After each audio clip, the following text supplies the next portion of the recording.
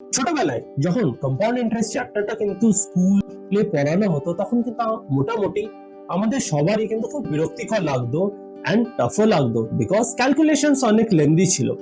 But যখন বড় হলাম তখন কিন্তু বুঝতে পারলাম যে আসলে এই কম্পাউন্ড ইন্টারেস্টটাই কিন্তু আমাকে আমার ফিনান্সিয়াল গোলের দিকে এগিয়ে নিয়ে যাবে। তো চলো আজকে আমরা বুঝে নিই এই কম্পাউন্ডিং এফেক্টটা আমাদের ইনভেস্টমেন্টের উপরে কিভাবে পড়ে, আর তার সাথে আজকে আমরা বুঝে নেব 843 rule of compounding. So let's say তোমার ইনহ্যান্ড স্যালারি এখন হচ্ছে 30,000 টাকা।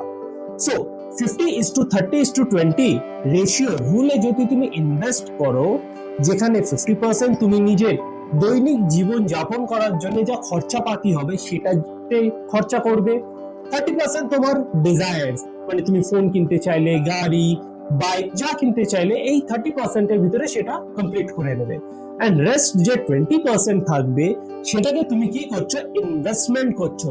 কিসে ইনভেস্টমেন্ট করছো? কিছু টাকা তুমি মিউচুয়াল ফান্ডে এসআইপি এর মাধ্যমে ইনভেস্ট করছো, কিছু টাকা ইন্স্যুরেন্স প্ল্যানে ইনভেস্ট করছো, এন্ড কিছু টাকা পিপিএফ অ্যাকাউন্টে ইনভেস্ট করছো। সো তুমি যখন এসআইপি করছো তখন কিন্তু আমরা দেখতে পারি অন এন অ্যাভারেজ যদি তুমি একটা ইন্ডেক্স মিউচুয়াল ফান্ডে ইনভেস্ট করে থাকো তাহলে আমরা দেখি যে অন এন অ্যাভারেজ একটা index mutual fund 12% interest rate কিন্তু দিয়ে থাকে। তো এই 12 বা 13% যে ইন্টারেস্ট রেটটা তুমি পাচ্ছ একটা ইন্ডেক্স মিউচুয়াল ফান্ড থেকে, এবার দেখি আমরা তার গল্পটা। তো ফার্স্ট ইয়ারে মেজুম করছি যে তুমি 5,000 টাকা লাগাচ্ছ একটা ইন্ডেক্স মিউচুয়াল ফান্ডে পার মান্থ। তো এক বছরে কত ইনভেস্ট করলে? 60,000 টাকা। নেক্সট কি করছো যে তুমি নেক্সট ইয়ারও সেম ইনভেস্টমেন্ট কন্টিনিউ করে গেলে, তো নেক্সট ইয়ার কত ইনভেস্ট করলে? 1,20,000 টাকা। তো এই করতে করতে 8 বছরে তুমি টোটাল 4,80,000 টাকা ইনভেস্ট করে ফেললে। তো 843 রুল হিসাবে বলা হয় যে 8 বছরে ফার্স্ট তোমার টাকাটা তুমি ডাবল দেখতে পারবে, মানে 8 বছরে এই 4,80,000 টাকাটা তোমার হয়ে দাঁড়াবে 9,60,000 টাকা। নেক্সট যে ডাবল হবে সেটাতে কিন্তু আর 8 বছর সময় লাগবে না, তুমি নেক্সট 4 বছরে তোমার টাকাটা ডাবল হতে দেখতে পারবে, এন্ড তুমি টোটাল কর্পাস যেটা গ্যাদার করবে সেটা হবে 21,60,000 টাকা। এরপরে আবার টাকা ডাবল হতে কিন্তু 4 বছর লাগাবে না, এবার নেক্সট যে টাকাটা ডাবল হবে সেটা মাত্র 3 বছরে ডাবল হয়ে যাবে।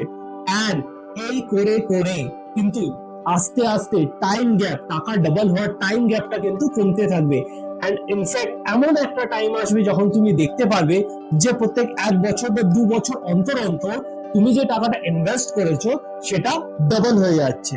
তার মানে 15 বছর যদি তুমি 5,000 টাকা মান্থলি একটা ডিসিপ্লিনের সাথে ইনভেস্ট করো, তাহলে 15th ইয়ার মানে 15 বছর তোমার যখন কমপ্লিট হচ্ছে তখন তোমার টোটাল কর্পাস হয়ে দাঁড়াবে 45 লাখ রুপিস, মানে তুমি 5 টাইমস গ্রোথ পাচ্ছ। এন্ড ইনভেস্ট কত করবে? মাত্র 9 লাখ টাকায়, মানে 9 লাখ টাকা ইনভেস্ট করে তুমি 15 বছরে on an average 45 lakh rupees পেয়ে আছো, এন্ড দ্যাট টু একটা শুধুমাত্র ইন্ডেক্স মিউচুয়াল ফান্ডে ইনভেস্ট করে, যে কিনা বেশি না 12 থেকে 13% অ্যাভারেজ রিটার্নস দেয়। তো এবার একটা খুব ছোট্ট ভাবে পাওয়ার অফ কম্পাউন্ডিং কে বুঝে নিই আমরা 843 রুল কি বলছে। 843 রুল এটাই বলছে যে প্রথম 8 বছর লাগবে তোমার টাকা ডাবল হতে, নেক্সট যে ডাবলটা হবে সেটা হতে কিন্তু আর 8 বছর সময় লাগবে না, সেই জিনিসটা হতে মাত্র 4 বছর সময় লাগবে, এন্ড এরপরে আবার টাকা ডাবল হতে মাত্র 3 বছর লাগবে। এটা আমরা বেসিক্যালি এই জন্য দেখতে পাই because over the time compound interest কিন্তু অনেক বেশি ফাস্ট গ্রো করে।